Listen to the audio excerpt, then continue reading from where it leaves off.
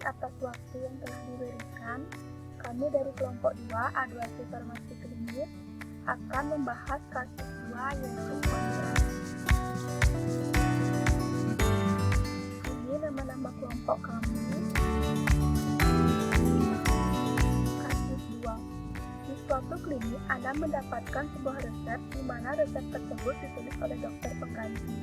Tetapi terjadi suatu kesalahan oleh dokter pengganti pada penulisan resep di mana dosis yang dicantumkan menjadi 2 kali lipat. Pasien yang meminum obat menuntut pihak apotek, sedangkan sebagai ahli forensik, Anda tahu bahwa setiap apoteker merupakan pertahanan terakhir dalam melihat suatu kesalahan dalam resep.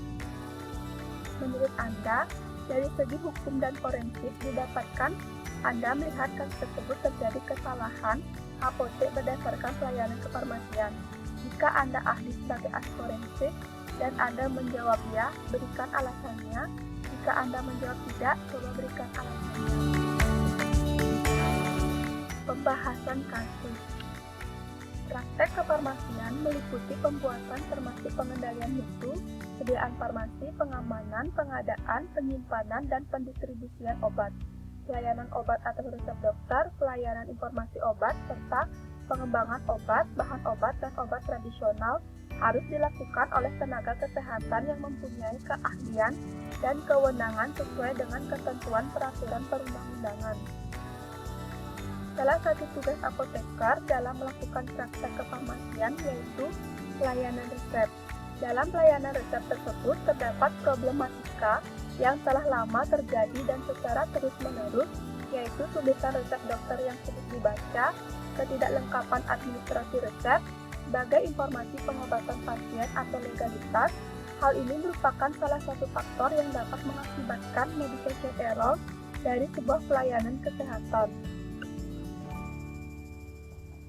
Berdasarkan kasus di atas, terjadi kesalahan penulisan dosis menjadi 2 kali lipat oleh dokter. Secara yuridis, hubungan dokter dan apoteker dikonstruksikan sebagai pemberian kuasa dari dokter pada apoteker untuk melakukan tugas dan keterampilannya.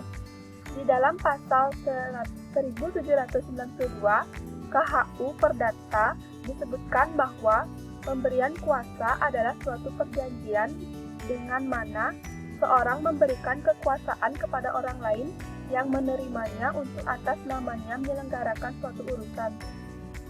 Ketentuan hubungan hukum dokter dan apoteker dalam pelayanan resep diatur juga dalam Peraturan Konsil Kedokteran Indonesia Nomor 4 Tahun 2011 tentang disiplin profesional dokter dan dokter gigi. Disebutkan hubungan hukum antara dokter dengan tenaga kesehatan lainnya berupa pendelegasian pekerjaan. Dokter dapat mendelegasikan pekerjaan kepada tenaga kesehatan tertentu yang memiliki kompetensi dan sesuai ruang lingkup keterampilan mereka untuk melaksanakan pekerjaan tersebut. Dokter tetap bertanggung jawab atas penata laksanaan pasien yang bersangkutan. Berdasarkan kasus di atas, ketentuan tersebut memberikan batasan tanggung jawab baik bagi dokter maupun apoteker apabila di dalam pelayanannya menimbulkan kerugian pada pasien. Tanggung jawab dokter menyangkut segala sesuatu yang tertulis dalam resep sehingga apabila dalam resep tersebut terdapat kekeliruan atau kesalahan dalam hal penulisan resep, maka dokter ikut bertanggung jawab terhadap pelayanan resep yang dilakukan oleh apoteker. Apoteker bertanggung jawab untuk menyiapkan dan menyerahkan obat sesuai permintaan tersebut oleh dokter, sehingga pada kasus ini terjadi kesalahan oleh dokter maupun apoteker. Didasarkan dengan pasal 54 Undang-Undang Nomor 23 Tahun 1992 tentang kesehatan, maka apabila dokter maupun apoteker dalam melaksanakan tugas profesinya melakukan kesalahan dapat dikenakan sanksi tindakan disiplin. Bagi pasien yang menderita kerugian dapat menuntut ganti rugi baik berdasarkan pasal 1363, 1366, dan 1367 KUH Perdata maupun pasal 58 ayat 1 Undang-Undang Nomor 36 Tahun 2009 tentang kesehatan yang menyebutkan bahwa setiap orang berhak menuntut ganti rugi terhadap seseorang tenaga kesehatan dan atau penyelenggara kesehatan yang menimbulkan kerugian akibat kesalahan atau kelalaian dalam pelayanan kesehatan yang diterimanya. Diterimanya atau dilaksanakan permintaan obat melalui resep tersebut oleh apoteker dapat disimpulkan bahwa penerimaan tersebut telah memenuhi unsur tentang pemberian dan penerimaan kuasa, sehingga menimbulkan kewajiban pada apoteker untuk menyelesaikan pengurusan tersebut, yaitu menyerahkan obat sesuai yang tertulis di dalam resep. Dokter ikut bertanggung jawab ketika terjadi kesalahan pada pemberian obat oleh apoteker. Ini sesuai juga dengan asas vicarious liability. Kesalahan ini dapat dipertanggungjawabkan oleh dokter ketika apoteker telah menjalankan profesinya sesuai dengan standar pelayanan kefarmasian, khususnya pada standar pelayanan resep di apotek. Dengan cara, apoteker harus melakukan kajian resep setelah menerima resep dari pasien. Jika ada kekeliruan atau tulisan tidak dapat terbaca atau kesalahan dalam penulisan dosis, maka harus mengkonfirmasi pada dokter. Namun pada kasus ini, sebagai seorang apoteker, tentunya akan mengikuti dosis yang dituliskan pada resep, karena yang mengetahui beberapa dosis yang harus dikonsumsi oleh pasien adalah dokter. Kecuali terdapat kekeliruan atau tulisan tidak dapat terbaca, maka tentunya sebagai apoteker pasti akan menghubungi dokter penulis resep. Apabila apoteker telah mengkonfirmasi dan dokter tetap pada pendiriannya, maka dokter wajib mendatangi resep obat yang dosisnya berlebih tersebut. Artinya tanggung jawab jika terjadi kesalahan berada pada dokternya. Penulisan nomor surat izin praktek dokter dalam resep diperlukan untuk menjamin keamanan pasien, bahwa dokter yang bersangkutan mempunyai hak dan dilindungi undang-undang dalam memberikan pengobatan bagi pasiennya. Pencantuman tanggal resep diperlukan karena berkaitan dengan keamanan penderita. Dispenser dapat menentukan apakah penderita masih layak menggunakan resep tersebut atau disarankan kembali pada dokter. Jenis kelengkapan resep yang seringkali tidak dicantumkan dalam resep adalah nama dokter, alamat dokter, nomor surat izin praktek dokter, tanggal tulisan resep, tanda resipe, dan paraf.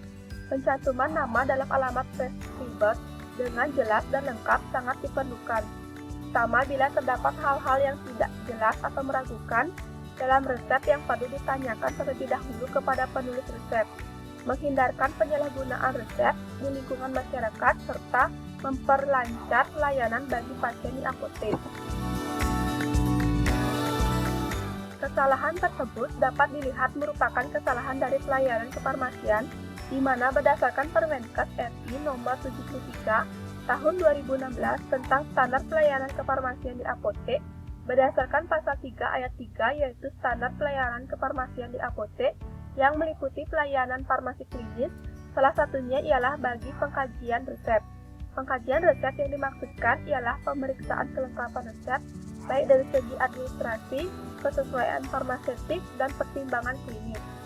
Pada kasus ini, terlihat bahwa farmasi melakukan kesalahan karena tidak melakukan pengkajian resep dengan teliti, di mana salah satu yang termasuk pengkajian resep ialah menilai ketepatan pemberian dosis obat. Pada kasus ini, farmasi tidak menyadari terjadinya kesalahan terhadap dosis obat yang dituliskan oleh dokter, di mana hal tersebut dapat membahayakan nyawa pasien.